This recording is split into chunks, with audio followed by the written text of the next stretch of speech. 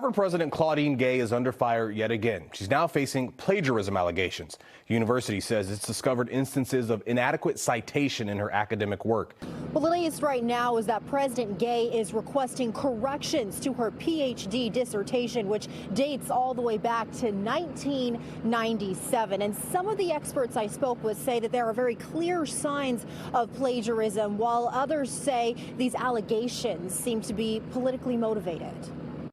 It's the golden rule of submitting work. Plagiarism is not acceptable. And now the president of one of the most prominent universities in the country is answering to allegations of plagiarism. It's fairly clear that Harvard did not perform that evaluation, at least not, thoroughly enough, because a lot of these definitely should have been caught. After a review by the Harvard Corporation, which found several examples of inadequate citations in University President Claudine Gay's 1997 dissertation.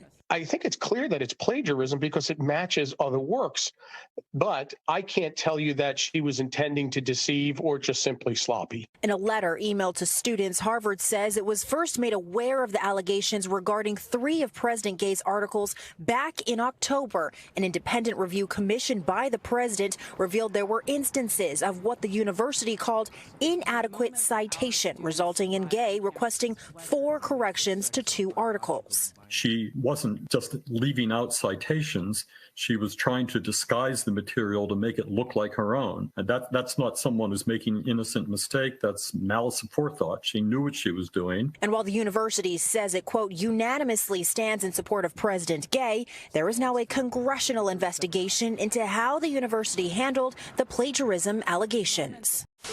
My colleagues and I did a lot of research around creating moments of reflections where people think about what makes them feel authentic. We, in some other organizations, looked at feelings of authenticity that are triggered by learning how others experience us.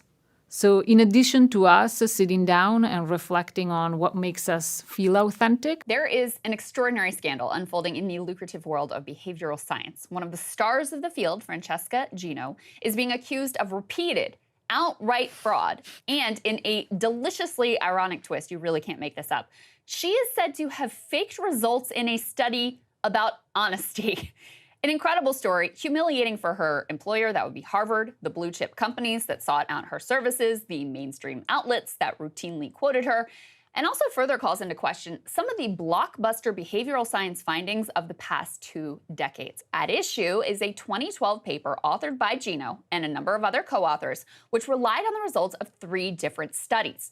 Those studies purported to show that people could be compelled to behave more honestly if they were asked to sign an honesty pledge at the top of a form instead of at the bottom.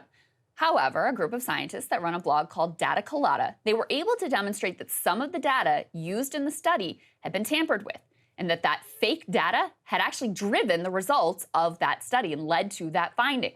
Now, the same group of crusading researchers, they had found manipulated data in one of the other studies that also drove that same blockbuster 2012 paper.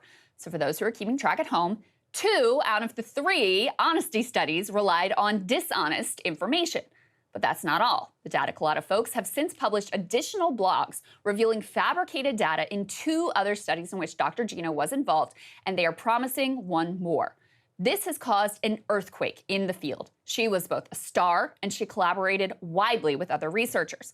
Her expertise has made her in demand as a consultant and speaker to some of the world's biggest companies and institutions: Bacardi, Google, Microsoft, Coca-Cola, Disney, Goldman Sachs, Honeywell, Novartis, Procter & Gamble, and the U.S. Air Force, Army, and Navy, and as a source to media outlets from the New York Times, the Wall Street Journal. According to her website, she has co-authored more than 135 academic articles and written books, including 2018's Rebel Talent: Why It Pays to Break the Rules at Work and in Life. That's an interesting one, isn't it? She's also been named one of the world's 40 best business school professors under 40 and 50 most influential management thinkers. She is the type of expert who does TED Talks and is highly sought after for corporate conferences and the like. Like, oh, sure, he went to Harvard.